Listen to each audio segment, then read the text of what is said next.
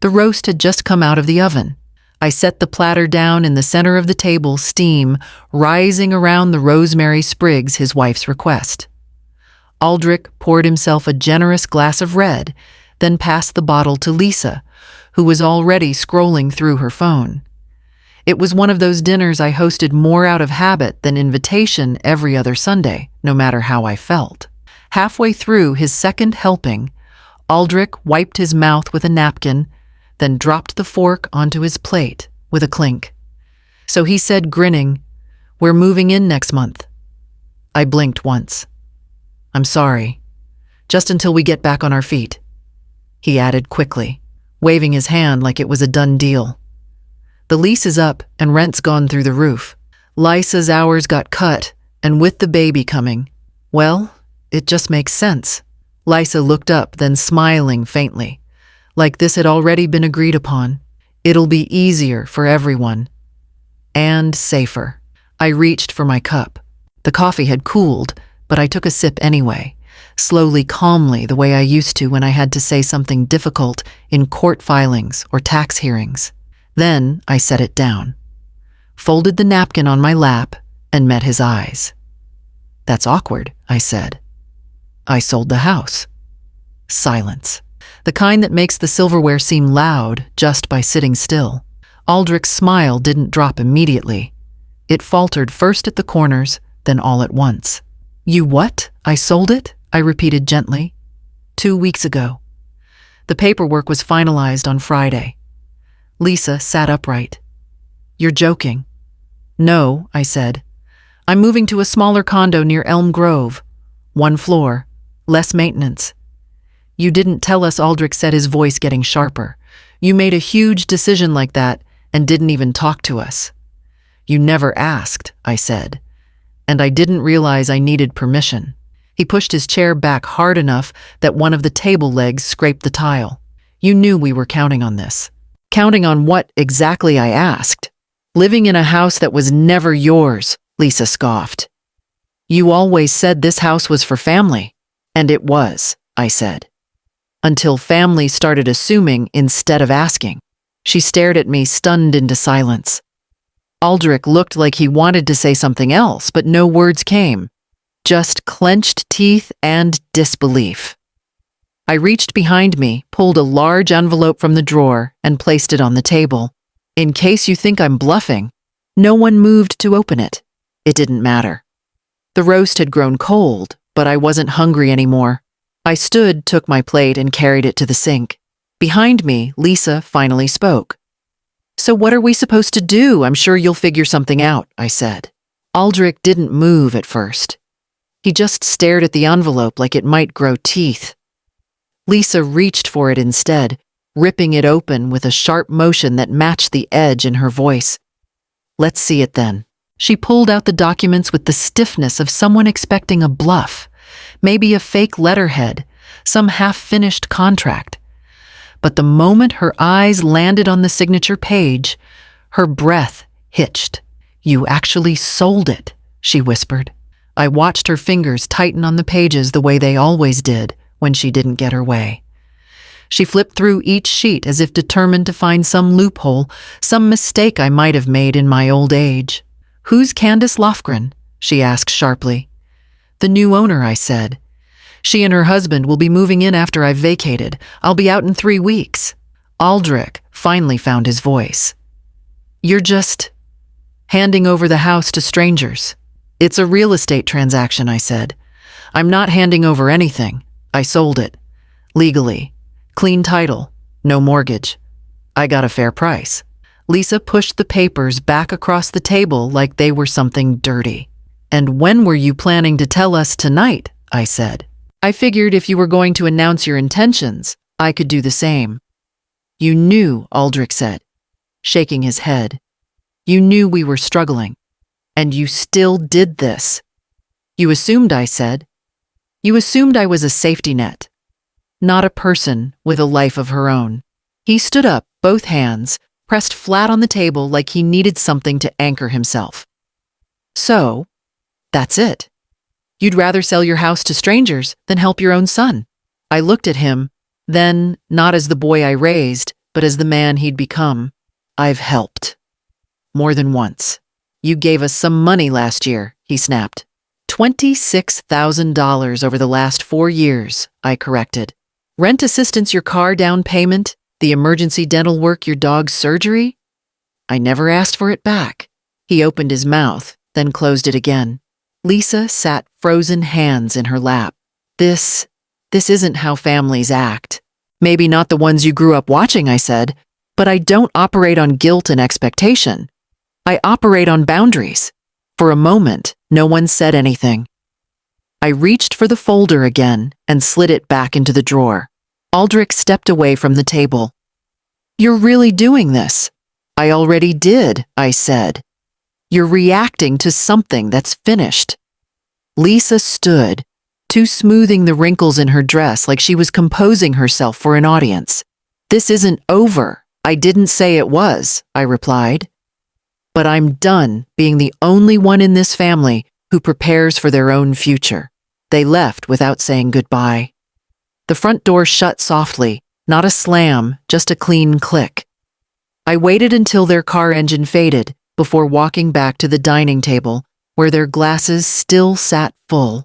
I poured the wine down the drain. Then I reached for my planner and checked off the last line I'd written earlier that morning. Tell Aldrich the truth. The next morning, I found a string of messages from Aldrich. Long ones. He never used to write more than a sentence. Now he had paragraphs layered with frustration and carefully worded guilt. I can't believe you blindsided us like that. Why didn't you tell us you made a huge decision without even asking what we thought? I read them all over coffee, then set the phone down without replying. By noon, he was at my door. He didn't call first. He stepped inside like he still lived there, like the key he hadn't held in 10 years still turned the lock. Lisa trailed behind, arms crossed tight under her purse strap. Neither of them sat down. You made a huge decision without us, Aldrich said before I even finished closing the door. His voice was tight, rising with each word. I didn't react. I didn't realize I needed your approval. He flinched at that, not because it was cruel, but because it was true, and he knew it. You don't, he said after a pause. But it would have been nice to be included. Included in what Aldrich, in my financial planning, in deciding what roof I sleep under for the next 10 years. You're making it sound like we were trying to control you, Lisa interjected. We weren't. We just assumed. Exactly, I cut in. You assumed. Her eyes narrowed. This feels spiteful. I let the word hang there a moment. It wasn't the first time she'd tossed it at me. It never quite landed. Spiteful would have been putting the house in someone else's name out of pettiness, I said calmly. This was practical. The house is too much. The stairs hurt. The yard costs a fortune to maintain. I made a responsible decision. Aldrich started pacing, arms flailing now. You said you'd keep the house in the family. No, I said I'd keep the memories. The house is wood and drywall. You two made it clear last year you had no interest in helping maintain it when I asked. But suddenly you're invested now that it's convenient. Lisa scoffed again, loud this time. That's so unfair. What part? Aldrich stopped pacing. You don't get it, Mom. We're under pressure. Rent is ridiculous. Daycare's impossible to afford. This house could have bought us time. I didn't flinch. So could budgeting, or taking me seriously when I said things were changing. But you two never asked. You planned around me without me. He rubbed his face, clearly worn down. We just thought it was the natural thing. I softened, but only a little. Maybe it would have been if we'd talked like a family instead of you treating me like a fallback plan. For a second, neither of them said anything. Just the hum of the fridge and the weight of things unsaid. Are you really moving? He asked, finally. Voice lower now. Yes, I said. The condo's already waiting. It's smaller, easier. I'm actually excited. He looked around like he was seeing the house for the first time. The same chipped corner on the baseboard, the same family photos on the mantel. Lisa exhaled through her nose and grabbed his arm. We should go. He didn't argue. He just followed. This time, I didn't walk them to the door. I waited until the latch clicked, then turned back to the kitchen. The donation boxes were still stacked by the door, half filled. I picked up a dish towel, wiped my hands, and started packing again. It was 2 weeks ago, a quiet Saturday. I'd gone out to the garage looking for the folding table I always use during canning season. Instead, I found 4 plastic bins stacked against the back wall, neatly labeled in Aldrich's handwriting. One said, "Baby toys." Another said, "Office setup." The other 2 were marked with vague optimism, seasonal decor and kitchen extras. They hadn't been there the week before. And I hadn't been told a word. I stood still, hand still on the light switch, staring at those bins like they'd crawled in on their own. There were no notes, no explanation. Just the silent understanding that someone else had already decided this space was theirs. My garage had become a storage unit for a life I hadn't agreed to host. I didn't move the bins. I didn't touch them. I just stepped back inside, boiled the water for my tea, and sat at the kitchen table longer than usual. That night, after evening prayers, I sent a text to Diane Lovelace, my old friend from church. She was the one who sold the house to us back in the 80s. Back when Aldrich was still riding a tricycle in the driveway, we hadn't spoken much beyond holiday cards and the occasional bake sale. But I knew she'd still be honest. Me, thinking of selling. "Can we talk Monday?" She called within 10 minutes. By Wednesday, she'd come by with her clipboard and quiet eyes. She didn't ask why. She didn't have to. I led her through the house room by room. I skipped the garage entirely. "This house could go fast," Diane said, as she measured the living room. "Good structure, good street, clean record. When you're ready, we can list it quiet at first, see who bites." "I don't need top dollar," I told her. "Just the right kind of buyer." She raised an eyebrow. "Not planning to tell the family yet? Not until I know I won't change my mind." She nodded, respectful. "I've seen this before, Mavina. When people wait too long to reclaim space, someone else plants a flag." I didn't answer. I didn't have to. By the end of that week, the listing was signed. No public posting. Diane reached out to a couple she'd worked with before, teachers, steady income. They toured the house that Sunday. Their offer came in that night. I accepted Monday morning. It all happened faster than I thought it would. But once I saw those bins, something inside me shifted. It wasn't rage. It wasn't even betrayal. It was clarity. The cold, bracing kind. The kind that tells you if you don't move now, you'll blink and find your life claimed in someone else's handwriting. I didn't confront Aldrich. I didn't say a word to Lisa. I simply began to plan my exit, the same way they'd clearly planned their entrance. Now, with just under 3 weeks left, the bins were still sitting there, untouched. I hadn't moved them, but I'd made sure the new buyers knew the garage would be empty. I'd already arranged the drop-off location. Their bins were going back to them. I closed the last cardboard box in the dining room, tapped the top twice, and slid it beside the others. The room echoed a little more now. Less clutter, less memory. I made myself a fresh pot of coffee and sat at the kitchen table, the steam rising slowly. My pen hovered over the planner. Tomorrow, I'd start going through the closets. It was late afternoon when the knock came. Soft. Hesitant. Not the kind Aldrich used, he never knocked anymore. I opened the door to find Lisa standing on the porch. Alone, eyes rimmed red. Her shoulders pulled in like she was bracing for wind. "I just wanted to talk," she said, voice already trembling. "Not fight." I stepped aside, nodded toward the couch. She walked in like she didn't recognize the place, even though she'd spent Christmases here, brought store-bought pies posed for photos by the mantel. Now she looked like a stranger, trying to reclaim something she'd never really owned. I know you think we've been ungrateful. She started wringing her hands, but we've been trying. Things have just been hard. I didn't say anything. I let her speak. The baby's due in 8 weeks. I've been put on reduced hours and Aldrich's freelance jobs keep getting canceled. Our lease ends in 15 days and we don't have anywhere lined up. She looked at me like that last line was the nail she expected to drive through my heart. We thought staying here even just for a few months would give us space to breathe, to get back on our feet.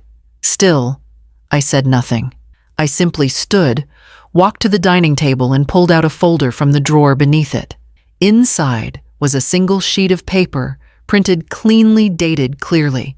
I laid it in front of her and stepped back. She stared at it confused. It was a spreadsheet. Across the top it read, Family Contributions, Non-Reimbursed.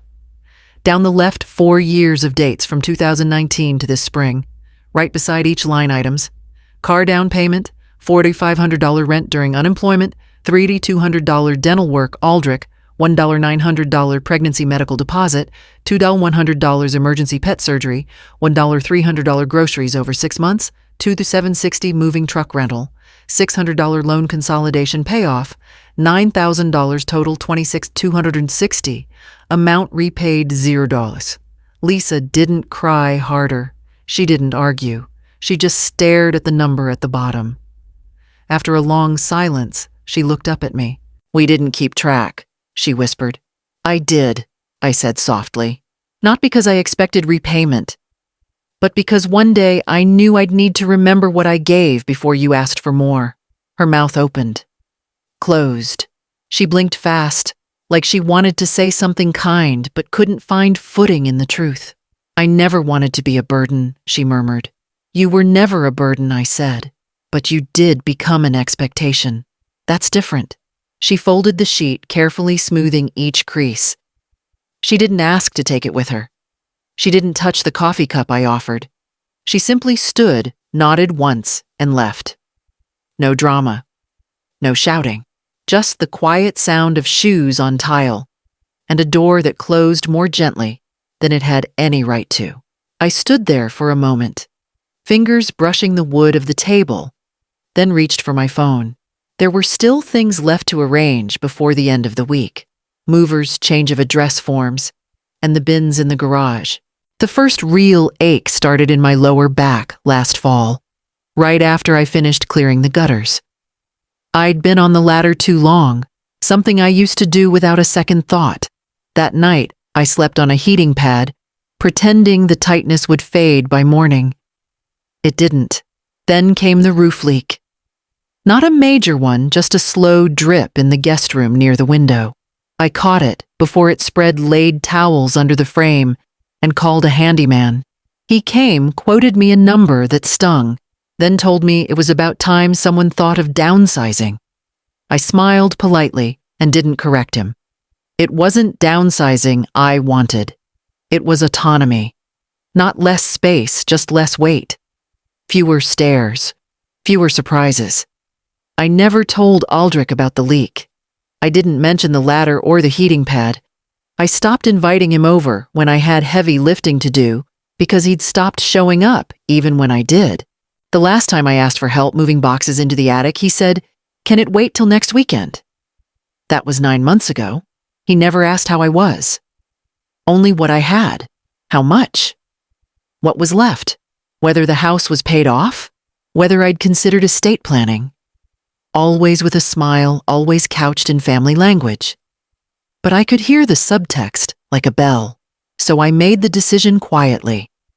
It started in January when I fell while trying to carry groceries up the front steps. I scraped my knee, tore a favorite pair of pants. No one saw it. No one knew. I sat there on the porch for 10 minutes. Blood drying on my leg, trying to catch my breath.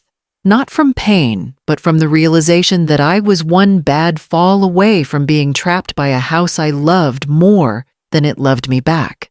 That night, I wrote a list. Not of things to fix, but of things to let go. The garden, the attic, the 2 spare bedrooms I hadn't used in years. The garage I no longer had strength to reorganize. The porch steps. It wasn't giving up. It was giving myself a chance to live smarter. Not smaller, just different. I found a condo close to town. 1 floor, elevator access, a window seat that faced west so I could read in the evenings without turning on the lamp. No lawn to mow, no roof to patch, no stairs. I toured it alone, signed the papers alone. Packed the first 3 boxes in silence. I didn't cry. I didn't doubt. The only thing I felt was relief. When I told Diane I was ready to list the house, she asked if I wanted to wait a few months. Spring brought higher bids, but I didn't need more money. I needed air. I wanted to breathe without waiting for the next creak in the floorboards, the next overflowing gutter, the next forgotten visit from a son who only remembered I existed when he needed a solution. They thought I sold the house to push them away, but the truth was simpler than that. I sold it to come back to myself. That afternoon, after sorting the contents of the hall closet, I opened the laptop and confirmed the move-in date with the condo manager. I marked it on my calendar and closed the lid. Then I stood, stretched my back slowly, and walked out to the garage one last time. The Lofgrens came by on a Saturday afternoon right on time. Diane had arranged for a quiet walkthrough after the final inspection. They didn't bring a crowd, just themselves, and a small notebook tucked under Mrs. Lofgren's arm. No measuring tape. No loud declarations. Just questions asked with care and the kind of attention that made me feel less like a seller and more like a person. They introduced themselves first. Candace was a high school art teacher. Her husband Everett managed logistics at the regional library network. No children, but a niece who visited often and would love the garden. Candace said, with a soft smile peering through the back window at the overgrown roses. I hadn't had the energy to prune this spring. I gave them the full tour. The creaky floorboard in the upstairs hallway. The trick to opening the 3rd drawer in the kitchen. The light switch in the laundry room that never did anything, but I never had the heart to replace. They listened, nodded, and took notes. Not once rushing me.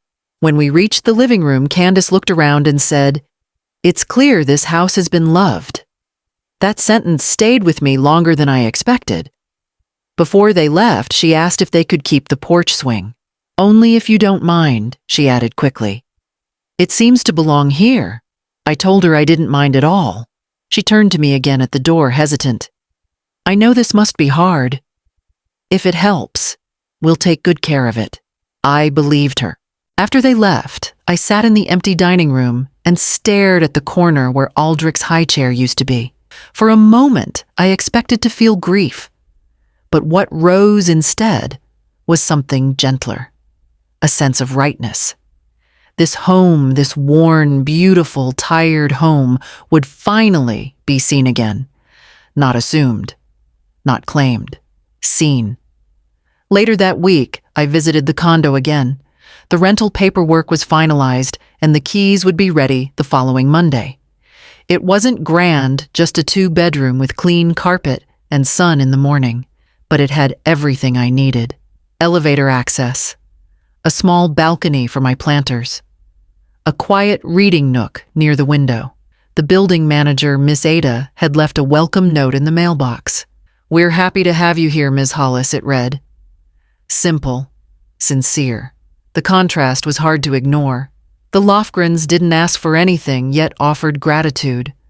The condo didn't come with promises, but offered peace. In both places, I felt more seen than I had in my own living room with Aldrich for years. That realization didn't sting the way it might have. It just clarified everything. I wasn't running away from anyone. I was simply stepping into something better. That night, I packed the last of the dishes and wrapped the old teapot in layers of newspaper. As I sealed the box, I looked around the quiet kitchen. The silence was no longer heavy. It was full of breath. I carried the box out to the garage, sidestepping the stack of bins labeled baby toys and office setup. I'd already called Aldrich earlier that morning to let him know they were ready for pickup. His voice had been clipped, almost cold, but I didn't match his tone. No further explanation, just the truth. I should have known Lisa wouldn't let it end quietly. The morning after the garage call, my phone buzzed nonstop. I ignored it at first, assuming spam or political nonsense, but by mid-morning, I had 3 unread messages from distant cousins I hadn't heard from in years. The first one from Nadine, my cousin's daughter in Oregon, read, "I don't want to judge, but wow, I didn't expect this from you." The second, from an in-law I barely remembered from Aldrich's wedding, said she's pregnant Mavina, and family is supposed to support family. The third simply asked, "Is it true you kicked them out?" It didn't take long to find the source. Lisa had posted on Facebook sometime around midnight. A long, emotionally manipulative paragraph set against a pale pink background, the kind designed to look soft while throwing punches. Being pregnant and homeless is not how I thought this year would end. I never imagined the woman who raised the love of my life would turn her back on us just when we needed her most. We didn't ask for money. We just needed a roof. But I guess not everyone sees family the same way. Please keep us in your prayers. There was no mention of the $26,000. No mention of the storage bins quietly stashed in my garage. No mention of the phone calls, ignored the visits, skipped the expectations that arrived without invitation. Just sadness, carefully curated for sympathy. The comments flooded in, dozens of them. Some posted generic heart emojis. Others offered prayers. A few people I didn't recognize wrote things like, "That's awful," and "How can anyone be so heartless?" But not everyone was quick to jump. My niece Yelena wrote, "I don't know the full story, so I'm staying out of it." My neighbor Dot commented a single line, "Sometimes peace looks selfish to those who benefit from your silence." I didn't reply. I didn't defend myself. I closed the app and made coffee, sat at the dining table with the mug warm in my hands, and let myself feel the sting, not of shame, but of misunderstanding. There's a special kind of ache when someone paints you as the villain and refuses to hand you a brush. I could have responded. I could have listed everything I had done for them line by line with receipts, but I knew how that would look. No one reads the fine print of quiet generosity. They only remember who shouted first. So I didn't argue. I printed out the comments, just a few of them. Not out of pettiness, but for record keeping, in case it came up later in ways that required more than memory. That afternoon, I called the mover to confirm pickup. Then I called Diane to finalize the closing paperwork. I was done playing defense. By the time evening came, the post had stopped gaining traction. The silence from the rest of the family was louder than any comment. I knew what it meant. They believed her, or they didn't, but found it easier to say nothing at all. That was fine. Let them sit with their half-stories. I had no interest in hosting anyone's assumptions anymore. I turned off my phone, picked up the pen beside my planner, and crossed off another item on my list. Prepare for noise. Let it pass. Then I added a new one underneath mail change of address forms. I stayed seated longer than usual after the benediction. Let the congregation shuffle past me, their voices warm and bright, their coats rustling like paper. I wasn't hiding. I just wasn't rushing. Not today. But I saw him coming from 3 pews down Elder Bramshaw. A man who once led the stewardship committee with such fervor, you'd think it was the White House budget. He wasn't unkind, but he was direct. And he didn't wait long. "I've been meaning to speak with you, Sister Hollis," he said, as I stood and gathered my scarf. Just a few words. I nodded and let him walk beside me toward the doors. We paused in the side hallway, where the light dimmed and the chatter faded. "I heard about what happened with your son?" He began, hands folded behind his back, like a judge weighing mercy. I didn't flinch. Of course, he continued. "I don't know all the details. But I confess I was surprised. You've always been one of the more charitable women in the church. One of the more. He paused, searching for the word compassionate. I waited. I just hope he went on that there wasn't a misunderstanding. Especially with the baby on the way. It's a difficult time for them. It wasn't a question. It was a nudge. A soft reprimand dressed in decorum. I reached into my bag and pulled out the folded sheet of paper, the same spreadsheet I'd shown Lisa, now creased from travel, but still legible. I didn't unfold it fully, just opened enough to show the heading, Family Contributions, Non-Reimbursed. He leaned slightly closer, brow furrowed, reading just enough to see the names, the dates, the numbers. I didn't explain it. I didn't need to. After a moment, I folded it again and returned it to my purse. He opened his mouth, then closed it.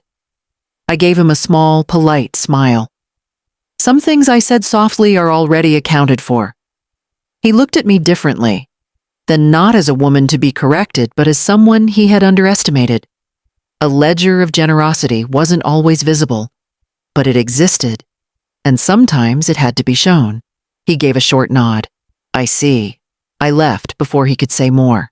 Outside, the morning had turned crisp. I walked to the car, slowly, one foot steady in front of the other. The air felt cleaner than it had in days. I didn't check my phone. I didn't think about Facebook. The story they wanted to believe wasn't mine to edit, but my next chapter, that one I owned. Back home, I lit a candle not out of ritual, just for the scent of something new. I placed the last few boxes by the door, double-checked the list, and made sure the spare keys were in the envelope for the Lofgrens. Josie stopped by unannounced, which wasn't like her. She'd always been thoughtful, texting first, always checking if it was a good time. But that Saturday morning, she rang the bell just after 8, with a worried crease between her brows. I let her in, poured 2 cups of coffee, and watched her fidget with the napkin on her lap, like she was bracing for something she didn't want to say. Did something happen? I asked gently. She nodded. Slow.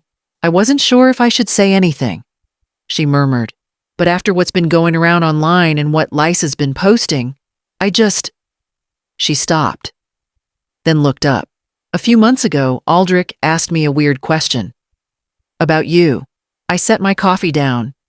He wanted to know if I knew whether you had a power of attorney on file. Said he was just trying to be prepared. Said you were getting older and it would make things easier if someone responsible could help manage things before it became an emergency. Her voice tightened. It didn't sit right with me then, and it definitely doesn't now. I didn't speak. I simply nodded and rose from the table. In the study, the bottom drawer was locked. I'd kept certain documents there, my will, the deed transfer, banking authorizations, and yes, my old power of attorney paperwork. Years ago, after my surgery, I'd drafted it for emergency medical situations. I hadn't thought of it since. The key slid in smoothly. The folder was there. But the papers inside had been shifted. Not missing, not obviously tampered with, just disturbed. I'd placed them in a very specific order: original copy on top, followed by notarized duplicate and a voided draft I'd kept for reference. Now the voided one sat on top. The signature pages were flipped. One corner was creased in a way I wouldn't have left it. I closed the drawer slowly. It wasn't proof, but it was enough. That night, I didn't sleep. I lay in bed staring at the ceiling fan, counting the slow turns, and trying to imagine the moment Aldrich might have come into this room, maybe when I'd been in the garden, maybe while I was running errands, and opened that drawer looking for control. He didn't want shelter. He wanted power. The next morning, I didn't go to church. I drove into town and parked in front of a brick building with polished glass doors. I'd called ahead, and Celia Barden, my attorney of nearly 20 years, was already waiting with coffee in hand. She knew the tone in my voice when I asked to meet on a Sunday. She didn't ask questions until we were behind closed doors. I want to revoke any existing power of attorney, I told her. Effective immediately. Replace it with a new one. Do you want to name someone else, she asked. No, I said. I want it dormant. Nothing active unless a physician declares me legally incapacitated, and even then reviewed by a third party. Celia nodded, already pulling the right form from her cabinet. I signed initialed and watched her seal the documents in a new envelope. Want me to keep the originals? She asked. Please, I said. And note in the file, no release without my direct voice approval. Not even to family. She smiled. Already done. I walked out into the cool mid-morning air with my shoulders a little straighter. He thought I'd hand over the pen. He didn't know I had already changed the locks. It took less than an hour to rewrite my future. Celia laid everything out on the long oak desk, my old will, the financial directives, the trust documents that hadn't been reviewed since Aldrich finished grad school. Back then, I'd wanted to leave everything to him. He was my only child. It had felt natural, undisputed, undiscussed. Now I saw those old signatures differently. They weren't a symbol of love. They were an invitation I'd never rescinded. I took the pen in my hand again this time, not out of grief or obligation, but clarity. I'd like to redirect the trust, I told Celia, to whom she asked already, pulling up the correct amendment form. To Josie. Not as an individual. I want it tied to the education foundation she's building. Celia glanced up. She's serious about it, I said. She's been working nights, applying for status, building a team, raising money quietly. No fanfare, no demands, just doing the work. Celia nodded, her expression calm but pleased. Then we'll put it in writing. The assets will transfer to the foundation upon your passing. If the foundation dissolves, it will go to an aligned nonprofit of similar mission. Do you want to name Aldrich as a backup? I shook my head. No backups. She didn't ask again. We went through the documents line by line. She highlighted every adjustment, every line of language that shifted power from bloodline to intent. The house was already gone, but my remaining assets, retirement accounts, stocks, emergency savings would now go to something that might actually build, not consume. I initialed each page, signed the final one.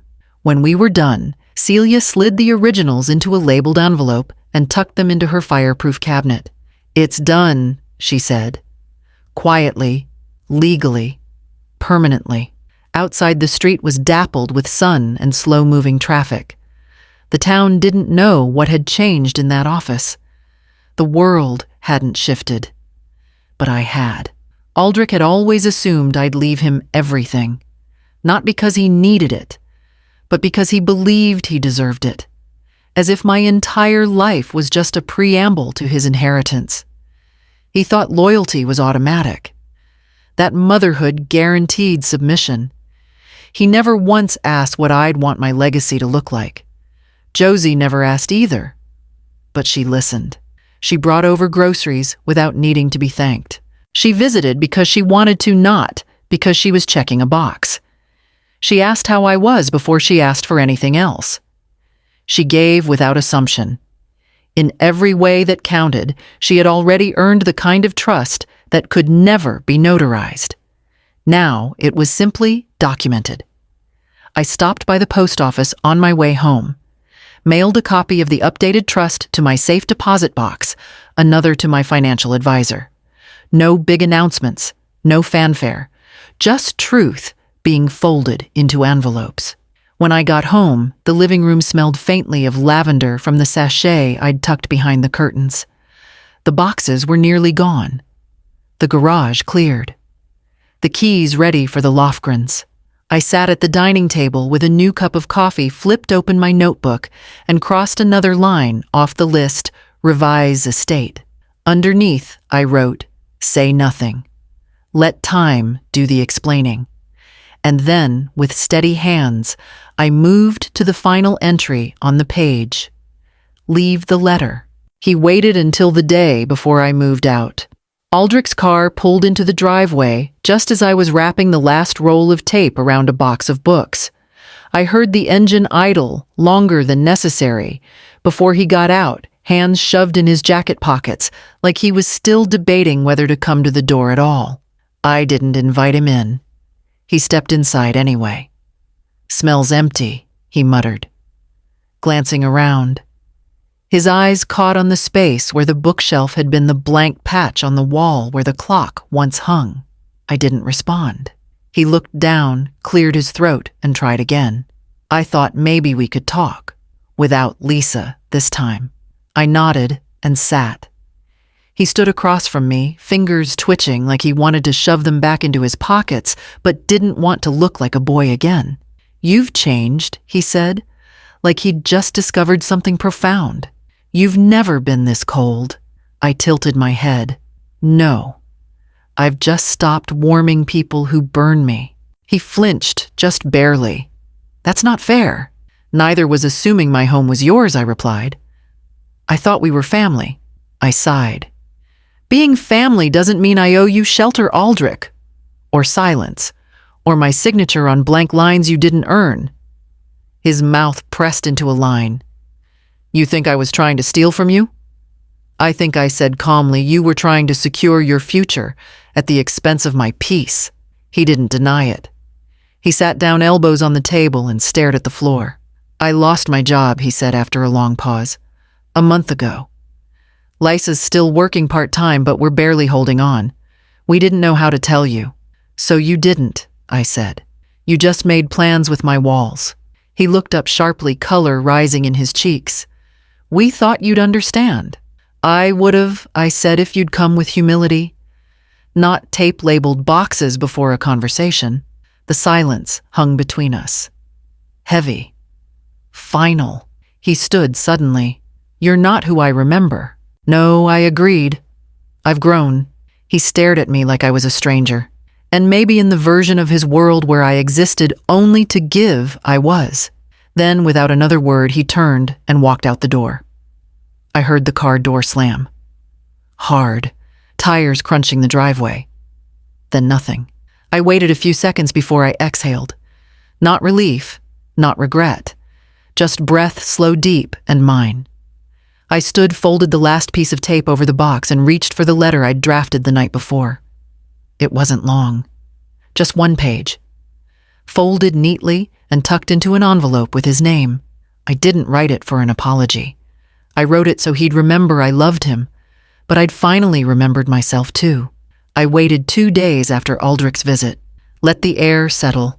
Let the silence between us speak for itself. There were no calls, no messages. Just absence. Thick, deliberate, and perhaps laced with pride. But I had one more thing to hand over. The envelope was small, unassuming. Just a white square with his name written in my handwriting.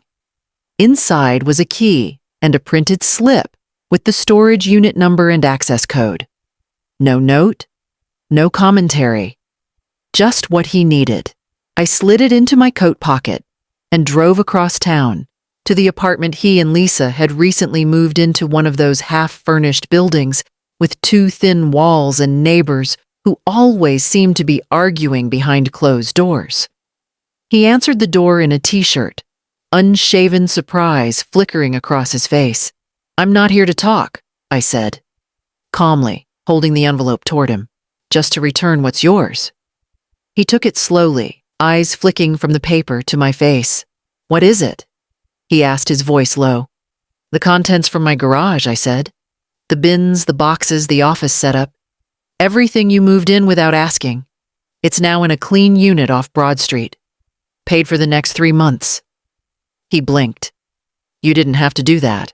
"No," I replied, "but I didn't want to hold on to things that never belonged to me." He opened the envelope and turned the key over in his hand, like it might burn him. I labeled everything I added so there's no confusion. A pause.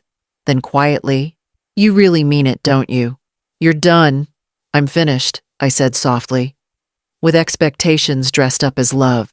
He didn't argue. Didn't ask why I hadn't told him sooner, or accuse me of being dramatic, or pretend to be hurt. He just stood there, the key in one hand, the weight of consequence finally settling in the other. Behind him, I could see a cluttered table, unopened mail, and the faint glow of a TV screen, paused on a home renovation show. It struck me that he might be watching strangers build dream homes while believing mine should have been his. I didn't step inside. I didn't ask about Lisa or the baby or their future plans. That wasn't mine to manage anymore. I wish you well, I said, and I meant it, not as a dismissal, but as the closing of a door neither of us had admitted was rotting from the hinges. He looked up, lips parted like he wanted to say something, but no words came. I gave him a short nod, turned, and walked back to my car. The door didn't slam. He didn't call after me. Just the soft sound of the envelope being set on a side table and my footsteps on the stairs. At the stoplight, I exhaled. This was the kind of goodbye no one would write songs about. Not loud, not explosive, but final. At home, I marked one more line off my planner. Deliver storage key. Only one task left now. I turned the page to where the new address was written and circled it once. Move in. I didn't do it out of spite.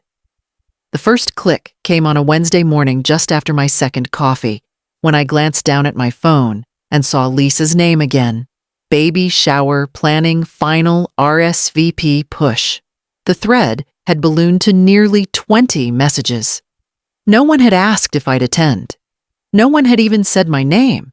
They wanted a head count, not my presence. So I scrolled to the bottom, clicked unsubscribe, and quietly deleted the thread. No announcement. No passive-aggressive wish you the best. Just gone. The next was the group chat. Fam Bam, it was called, created, back when emojis were new, and Aldrich had been the one adding his college friends' birthdays into the calendar, like it meant something. I read back a few messages before I hit leave group, a photo of a onesie, a link to a stroller fund. Lisa Khan, someone Venmo me for the cake deposit. Aldrich mom might pitch an LOL. No one corrected him. I tapped once. Left. Deleted the whole history. The silence that followed wasn't sharp or cold. It was clean. I didn't block anyone. I didn't erase numbers or change emails. I just made space. Removed the noise. It surprised me how light it felt.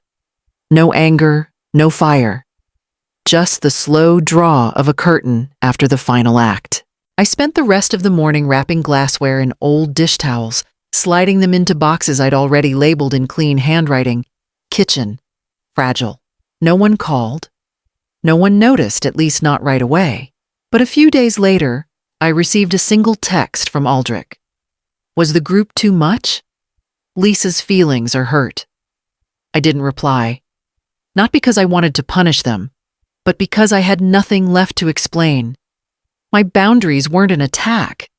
They were a shift. A quiet one, but real. I spent that afternoon meeting the property manager at the condo. A pleasant woman named Carol handed me the keys and showed me how to use the smart lock. Everything was smooth and simple. Ground floor, no stairs, a private patio just big enough for 2 chairs and a planter box. I think you'll like it here, she said as we walked through. It's quiet. People mind their own business but wave when they pass.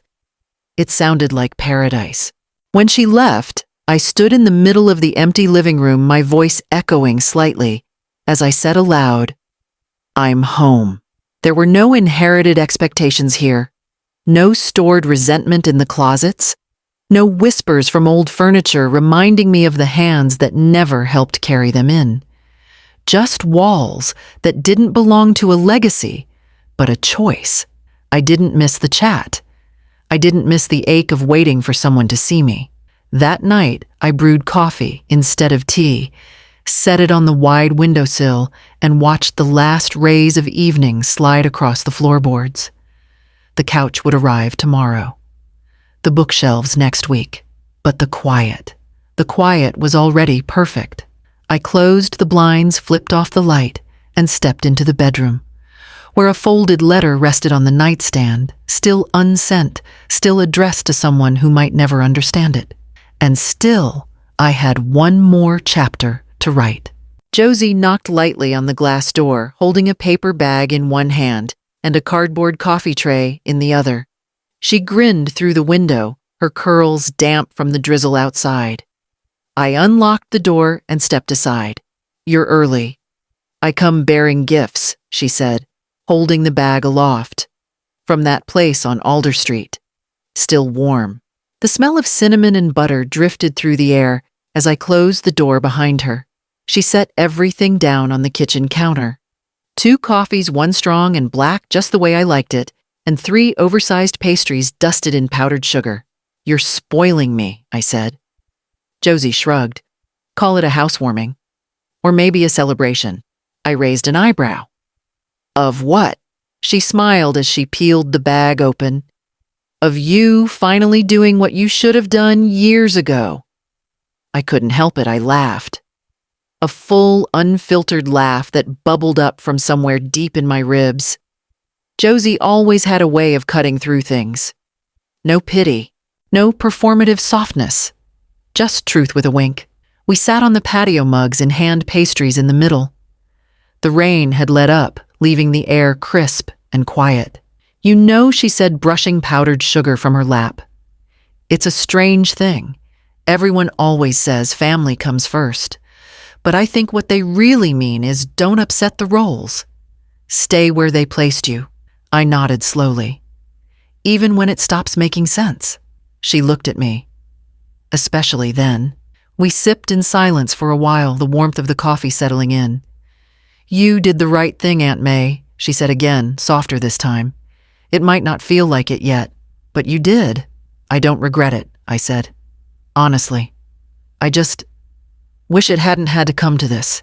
Josie tilted her head. "Sometimes truth comes after everything else has tried and failed."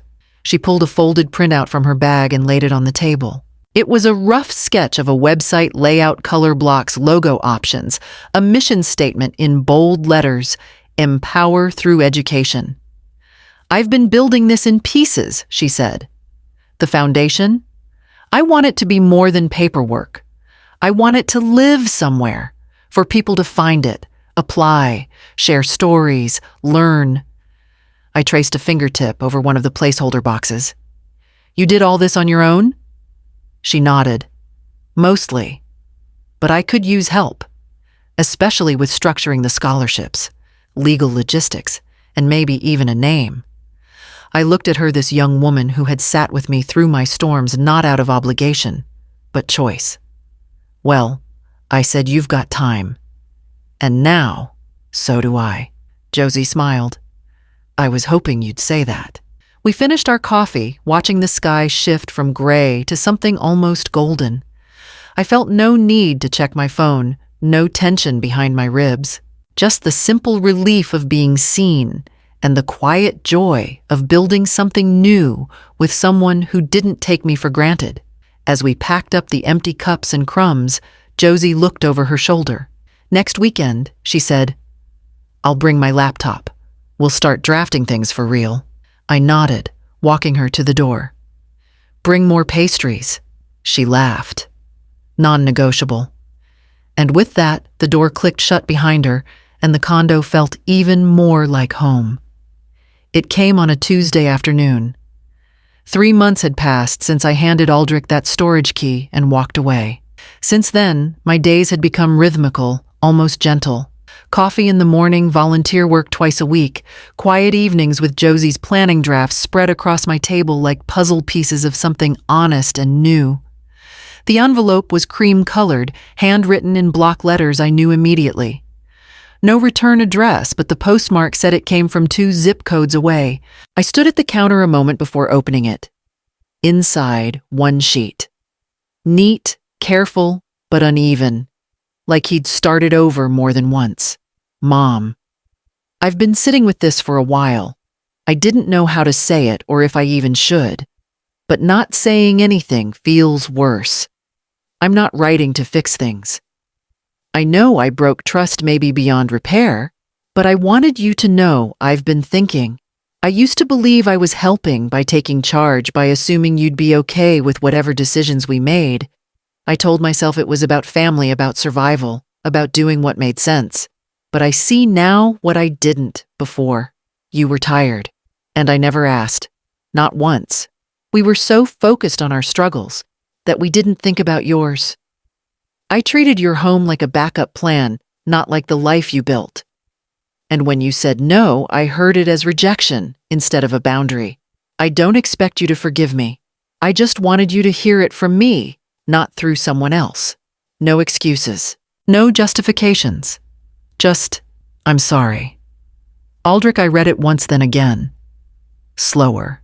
It wasn't a full reckoning. There were no admissions of how long the assumptions had gone on or how deeply entitlement had shaped his words back then. But it was also not defensive, not manipulative. Just quiet, raw honesty on a single page.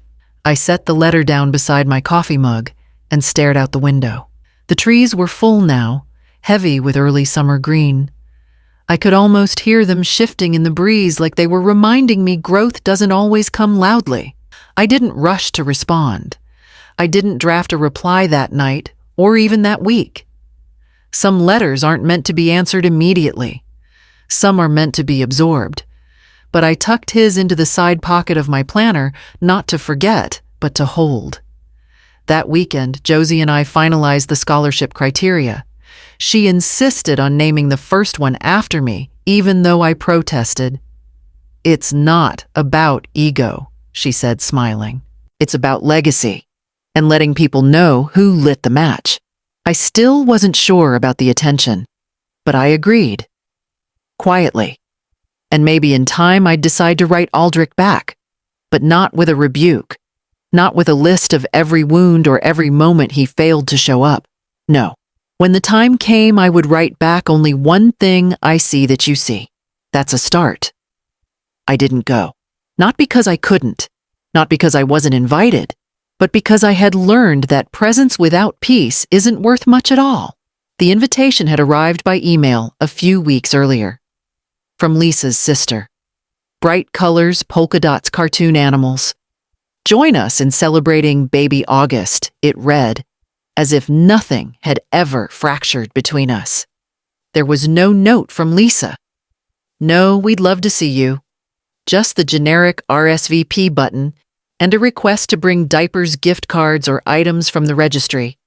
And a small line at the bottom. No negative energy, please. That part made me laugh, a short, sharp kind of laugh that ends in a sigh. Instead, I wrapped a single gift. Not from the registry, not practical, not cute. It was a hardcover book. The same one I used to read to Aldrich when he was small, curled up in footy pajamas, with his thumb tucked under his chin. If you give a mouse a cookie. The spine was faded now, the pages soft from use, but still intact. A story about wants turning into needs and needs turning into expectations. I cleaned it gently, tucked in a small square card, and placed both in a brown paper box tied with string. No ribbons, no glitter, just the truth. On the inside of the card I wrote in my neatest script, for when you teach him to take, also teach him to ask. Mavina. I mailed it 2 days before the shower. No signature on the outside. No attention drawn to who it came from. I pictured the moment someone passing it to Lisa, her eyes narrowing at the lack of branding, the weight of something old. I didn't do it to be cruel. I did it because it mattered. Because sometimes the most lasting gifts are the ones that aren't easy to unwrap. Josie texted me that morning while I brewed my coffee. Saw the photos online. You didn't miss much. I responded with a thumbs up and nothing more. Instead of sitting in a crowded room of forced smiles and baby games, I spent the afternoon assembling the final components for the foundation's launch. Josie had finalized the name. The M-Ren Initiative Simple. Quiet. Carved in initials that could be anyone's but weren't. We'd received our first letter of interest that week from a high school senior in Spokane whose essay ended with, "I want to build a future that isn't borrowed." I'd read it 3 times already, memorized the last line. Later that evening, while folding laundry, I found the receipt from the post office still in my jeans pocket. I almost threw it away, but instead I slipped it into the book I was reading and used it as a placeholder. There was something fitting about that, a marker from a gift that wouldn't be understood right away. Maybe not for years, maybe not ever, but still given. I made myself a small dinner. Roasted chicken greens and a slice of bread I'd picked up from the farmer's market. The light outside turned gold, then orange, then purple, until the whole room faded into a quiet calm. And tomorrow I'd meet Josie downtown to look at potential office space, the kind with no stairs, wide windows, and room to grow. I didn't plan it. The route to Josie's office took me through a different part of town than usual, and traffic had pushed me to reroute through familiar streets I hadn't seen in months. I told myself I'd keep my eyes ahead, no detours, no backward glances. But as I crested the gentle hill past the park, the house came into view. My old house. It looked alive. There were 2 kids' bikes laid across the front porch helmets, hanging from the handlebars. Sidewalk chalk drawings bloomed like pastel flowers across the driveway. Stick figures, suns with smiley faces, hopscotch grids half faded from rain. A small American flag flapped gently from the porch rail. The front door had been painted a deep forest green, different from the faded blue I once agonized over choosing. The hedge out front had been trimmed neatly. It didn't look like a museum of my past. It looked like someone's present. I slowed just enough to see, just enough to notice. But I didn't stop. There was nothing to stop for. No ghosts, no pull, no ache. I smiled. Not wistfully. Not with longing. Just warmth. A quiet, settled warmth that started in the center of my chest and stayed. That house had held years of my life, sleepless nights, meals on mismatched plates, birthday candles, slammed doors, laughter through the walls. It had been filled with versions of myself I no longer carried. It had served its purpose, and now it was doing that for someone else. I turned at the corner left onto Sycamore and let the past disappear in the rearview mirror. When I got to Josie's office, she was already there, waving at me through the glass storefront. It wasn't fully furnished yet. The desks were secondhand, the chairs didn't match, and the walls were still bare. But her laptop was open. Coffee was brewing in the corner, and someone had left a sticky note on the door that read, "Excited to volunteer."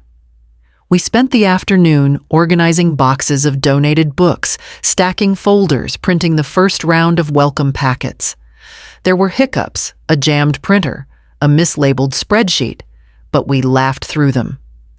At one point, Josie paused and asked, "You okay?" I looked up from the pile of envelopes and nodded. I drove past the old house today. Her eyebrows lifted, and I didn't stop. She grinned. Good. And it was. We wrapped up as the sun lowered behind the row of buildings across the street. I helped her lock up, promised to bring muffins for next week's meeting, and got into my car without once thinking about going back the way I came. There's a difference I've learned between letting go and running away. Letting go feels like exhaling. Running away always leaves the door cracked open, but mine was shut, locked, and blessedly, lovingly quiet. As I drove home, the city lights blinked on one by one. I turned up the radio jazz, something soft, and let the sound fill the space. Tomorrow, we'd begin interviews for the first scholarship recipients. And I knew deep down that this was what I'd waited for. Not the silence from my children, but the voices of strangers who'd never asked me to shrink. My mornings begin slowly now. I wake when the light filters through the slats, not when someone calls my name or needs something from me. The coffee brews as I open the curtains, and I wrap my fingers around the warm mug like it's a small act of victory. Sometimes I read the paper. Sometimes I don't. Most mornings I sit on the small balcony and open a book, letting the sun spill across the pages. Lately, I've been reading things I never made time for: memoirs, essays, novels, with characters who don't apologize for taking up space. I underline words that hit me somewhere deep, even if I don't know why yet. Twice a week, I volunteer at the elementary school down the street. Not because I'm trying to fill time, but because I want to. The librarian there, Mr. Tak, is always behind on sorting returns, and the kids need help during reading time. I sit with them on the floor, listen to them stumble over words, cheer when they get them right. No one there knows my past. They only know I show up, I smile, and I listen. Last Thursday, one of the girls, a third grader named Callie, handed me a construction paper card. Inside, in uneven scrawl, she wrote, "Thank you for sitting next to me. You make the words not scary." It's pinned to the side of my fridge now. My afternoons are mine. Sometimes I run errands. Sometimes I meet Josie for lunch. Sometimes I do nothing at all. That last one took the longest to get used to. There was a time I measured my worth by how useful I was, how available, how selfless. Now I measure differently. Did I rest when I needed to? Did I say no without guilt? Did I honor my time, not just give it away? Some days the answer is still shaky, but most days it's firm. The foundation is coming together beautifully. We've already received over 40 applications. Some from young mothers, some from high school seniors, some from women in their 50s who never had the chance before. Every story is a reminder that giving doesn't have to mean losing, that support isn't servitude, that boundaries are not betrayal. I still hear from Aldrich once in a while, small check-ins, short emails. He updates me on the baby photos mostly. No expectations, no apologies beyond the one he already gave. And I take them as they are. I reply when I feel like it. There's no noise in my life now. No frantic shuffling of everyone else's wants. There's just rhythm and room. I light a candle in the evenings, not for ritual, but for quiet. I eat dinner at the table, even when it's just me. Especially when it's just me. I don't reach for the TV out of habit anymore. I've learned how to be still without being lonely. Sometimes when the sun begins to slip behind the skyline and the shadows stretch across the floor, I sit with my planner and sketch out the next week, new applicants to interview, new books, to read a weekend market I've wanted to visit. And in those moments, I don't feel like I've lost anything. I feel, for the first time in a long time, like I've arrived. Arrived into a life where the only voice that needs constant tending is my own. The safe is small, fireproof, tucked behind the linen cabinet in my closet. I chose it not for secrecy, but for peace of mind. Everything fits neatly.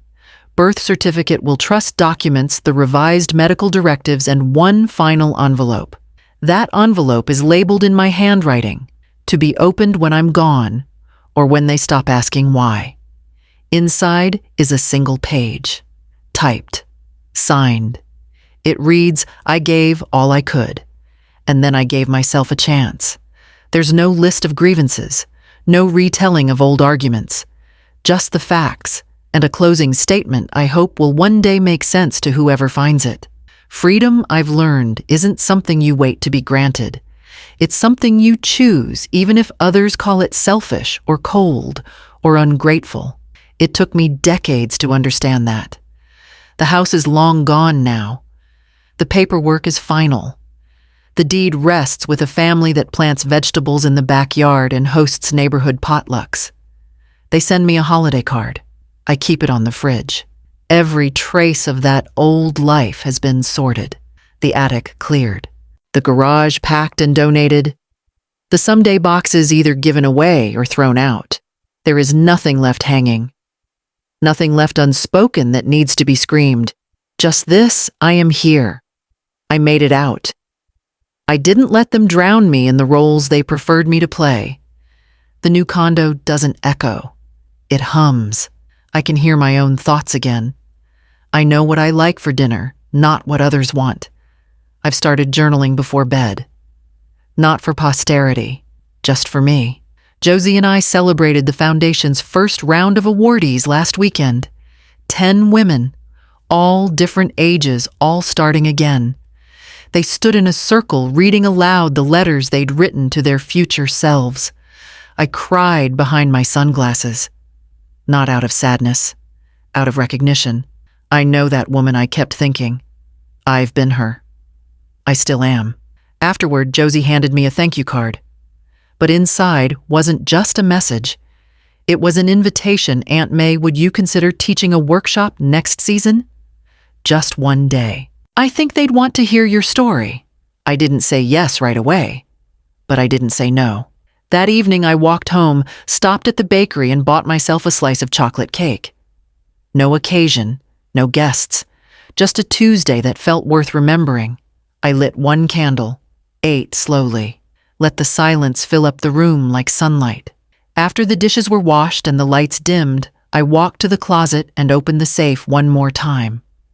Slid in the final version of the letter, closed the latch. I don't know who will open it. Maybe Aldrich. Maybe Josie. Maybe someone else entirely. But I hope when they do, they'll understand. That legacy isn't always about property, or money, or tradition. Sometimes the best inheritance you can offer is your freedom, and the quiet, resolute reminder you're allowed to live for yourself.